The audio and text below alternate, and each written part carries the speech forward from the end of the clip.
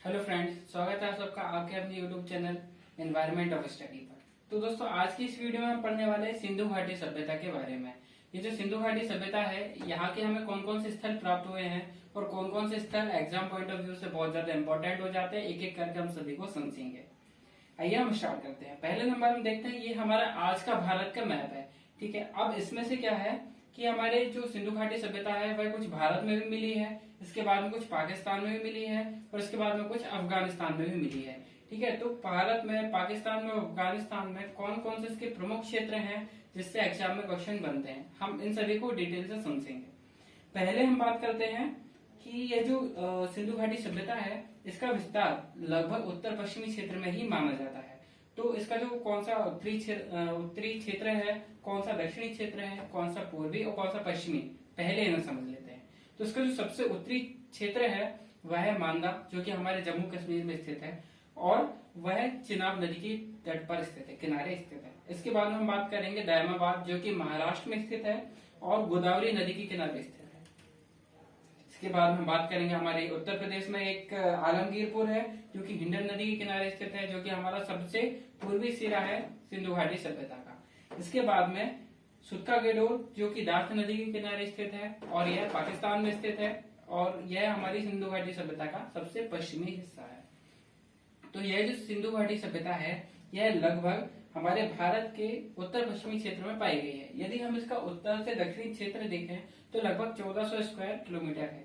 इसके बाद में यदि हम वहां से इसको पूरा से पश्चिम देखें तो यह 1600 वर्ग किलोमीटर है और यह जो सभ्यता है लगभग उत्तर पश्चिमी क्षेत्र में ही पाई गई है। यदि हम इसको देखें तो ये जो हमारा भारत का मैप है और यह जो आपको ब्लू पॉइंट दिख रहे हैं, ब्लू दिख रहा है, यहाँ पर फैली हुई थी हमारी सिंधु घाटी सभ्यता।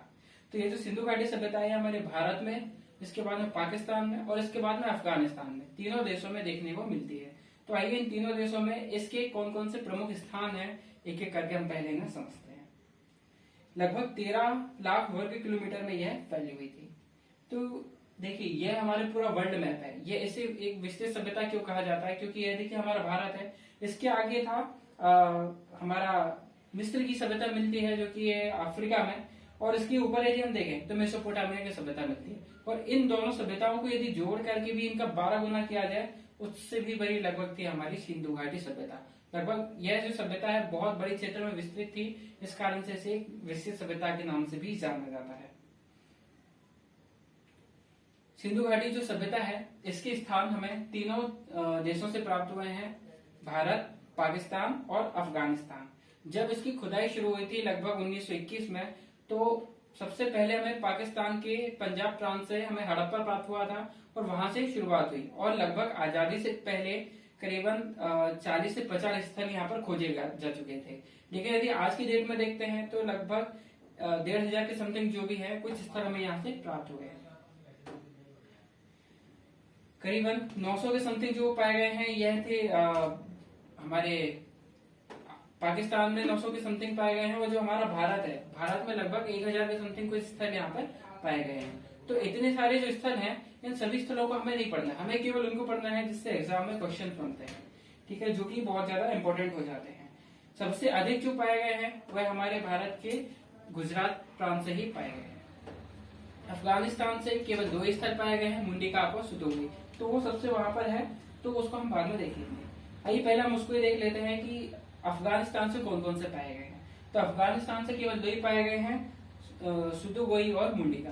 इसके बाद में आते हैं पाकिस्तान पे। तो पाकिस्तान में पाकिस्तान के पंजाब प्रांत से, पाकिस्तान की सिंध प्रांत से और पाकिस्तान के बलूचिस्तान प्रांत से, इन तीनों प्रांत से कुछ प्रमुख स्थल प्राप्त हुए हैं। देखिए, जो पंजाब है, पंजाब हमें हमारे भारत से भी और पाकिस्तान से, दोनों से पंजाब से हमें प्राप्त होते हैं। पंजाब हमारा भारत में भी स्थित है और पाकिस्तान में भी स्थित है और पाकिस्तान में भी यह पंजाब के नाम से ही जाना जाता है। तो पंजाब से हड़प्पा क्षेत्र प्राप्त हुआ है, जो कि जहां से शुरुआत की गई थी। इसके बाद में सिंध प्रांत से मोहनजोदड़ो एवं चौहंदड़ो यहाँ से प्राप्त हुआ है। इसके बाद में आते हैं बलूचिस्तान से, तो यहाँ से प्राप्त होता है हमें सुत्का गेडोर, जो कि बहुत ज्यादा इंपॉर्टेंट हो जाता है क्योंकि यह हमारी सिंधु घाटी सभ्यता का सबसे पश्चिमी छोर माना जाता है।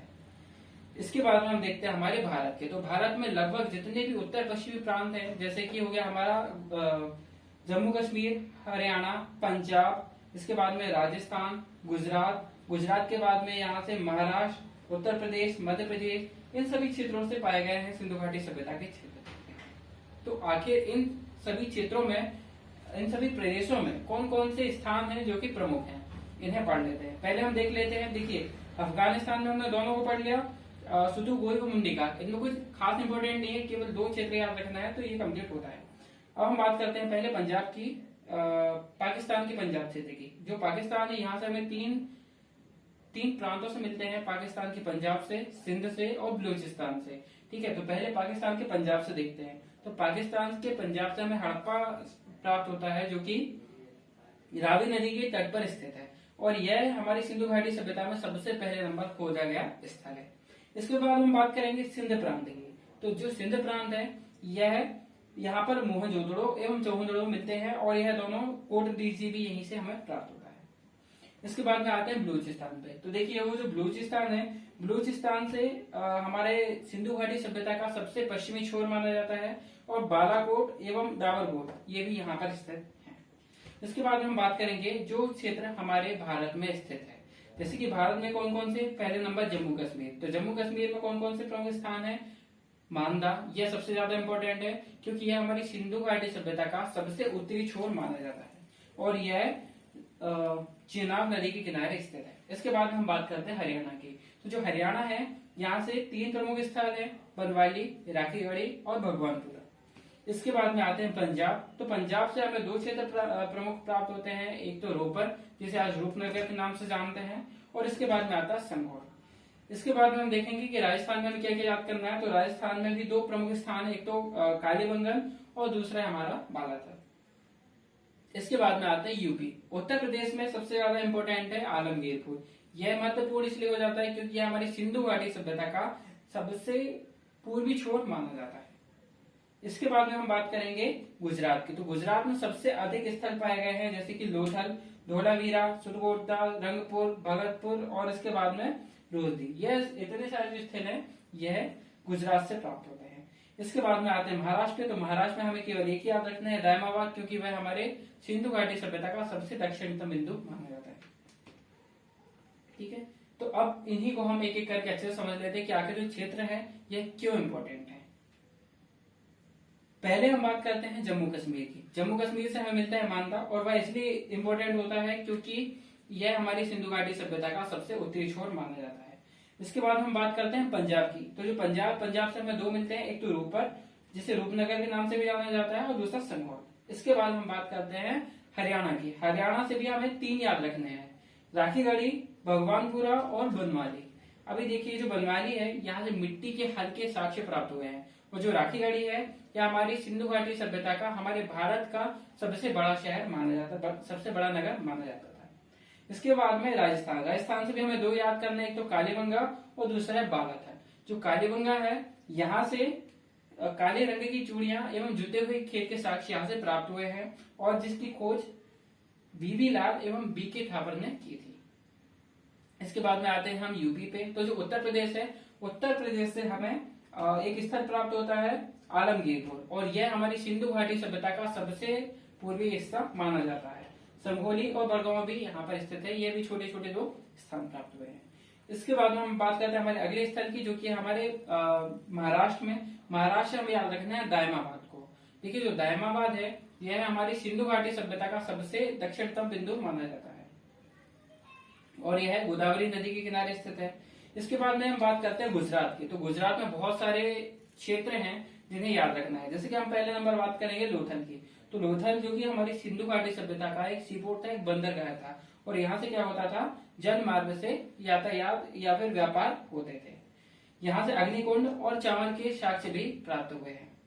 इसके बाद में हम बात करते हैं धोलावीरा की। तो जो धोलावीरा है, यह गुजरात के कच्छ क्षेत्र में पड़ता था, और यह एक बहुत ही व्यवस्थित बसा हुआ नगर था। और वैसे तो देखे गए जितने भी नगर हैं वह 2 भागों में विभाजित थे, लेकिन यह जो नगर है, यह 3 भागों में विभाजित था। यहाँ से सुव्यवस्थित नालियां भी मिली हैं, और जो नालियां प्राप्त हुई हैं वह लकड़ी की नालियां प्राप्त हुई है। इसके बाद में हम बात करते हैं सुरकोटगढ़ की।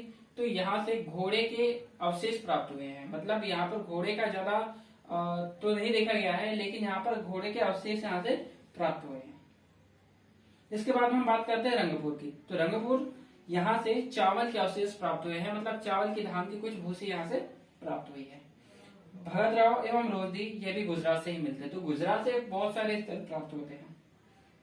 इसके बाद में हम बात करेंगे कि सिंधु घाटी सभ्यता की जो सबसे प्रमुख विशेषता थी वो क्या थी। वह थी नगर नियोजन की व्यवस्था। वह क्यों थी? क्योंकि जितनी भी प्राचीन सभ्यताएं मिली हैं वह लगभग वहां पर नगर नियोजन की व्यवस्था इतनी नहीं देखी गई, वहां पर ग्रामीण व्यवस्था देखी गई। लेकिन जो सिंधु घाटी सभ्यता है यह एक नगरीय सभ्यता थी, एक शहरी सभ्यता थी। और यहाँ पर जो नगर है वो एकदम सुव्यवस्थित जमे हुए थे।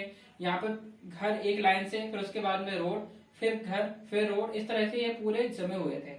और जो घर है, जो इस सभ्यता के भवनों का निर्माण है वह ग्रिड पद्धति में हुआ है, मतलब सीधे घर, फिर रोड, फिर यहाँ से रोड, फिर यहाँ पे घर, फिर रोड, इस तरह से जो बने हुए शतरंज नुमा आकृति देखने को मिलती है, जिसे ग्रिड पद्धति कहा जाता है। और यहाँ पे जो शहरों का विभाजन है वह दो भागों में था, एक तो पूर्वी नगर थे और दूसरा पश्चिमी नगर थे। जो पूर्वी नगर थे वह थोड़े से कम विकसित थे, तो संभवतः यह गरीब वर्ग के लोगों के लिए हुए होंगे। लेकिन जो पश्चिमी नगर है यह थोड़े से अधिक विकसित थे और यह बहुत ही सुव्यवस्थित बने हुए थे। इस कारण से यह कहा जा सकता है कि यह जो नगर है, यह नगर हो सकता है या तो व्यापारिक वर्ग के हाथों में हो या तो इसमें अमीर लोग यहाँ पर रहा करते होंगे। इसके बाद में हम बात करते हैं कि उस समय की ईंटों की। तो कच्ची ईंटें, पक्की ईंटें, दोनों तरह की ईंटें प्राप्त हुई है। लेकिन ईंटों में यह विशेषता थी कि 4:2:1 में इसकी लंबाई, चौड़ाई और ऊंचाई प्राप्त हुई है, जो कि सभी ईंटों में समान है। इसके बाद में बात करते हैं यहाँ की सड़कों की। तो जो सड़कें हैं यहाँ से दो तरह की सड़कें प्राप्त हुई हैं और सड़कें जो हैं वह एक दूसरे को समकोण पर काटती हैं। सड़कें भी यहाँ से दो तरह की प्राप्त हुई है, एक तो मुख्य सड़क और दूसरी है सक्रिय सड़कें। तो जो मुख्य सड़क है वह थोड़ी चौड़ी हुआ करती थी और जो सक्रिय सड़कें हैं वह गली के अंदर हुआ करती थी। इसके बाद हम बात करेंगे यहाँ के दरवाजे की। तो जो दरवाजे हैं, दरवाजे मुख्य सड़क की ओर ना खुल करके अंदर वाली सक्रिय सड़क की ओर खुला करते थे। अब यह शायद इसलिए भी हो सकता था कि वहां के लोगों ने धूल से बचने के लिए या फिर किसी भी कारण से बचने के लिए यह ऐसा कार्य किया होगा। लेकिन केवल लोथल ऐसा स्थल प्राप्त हुआ है जहां से जो दरवाजे हैं वह बाहर की ओर खुलते हुए प्राप्त हुए हैं। इसके बाद हम बात करते हैं यहाँ के जल की। तो जल के लिए लगभग हर घर में यहाँ पे कुएं पाए गए हैं। जल निकासी के लिए नालियां बनी गई हैं, लेकिन जो नालियां हैं वह धोलावीरा से हमें लकड़ी की नालियां प्राप्त होती हैं। इसके बाद में बात करेंगे सामूहिक भवन की। तो सामूहिक भवन यहाँ पर बनाए गए हैं, जैसे कि मोहनजोदड़ो से हमें एक स्नानागार प्राप्त हुआ है।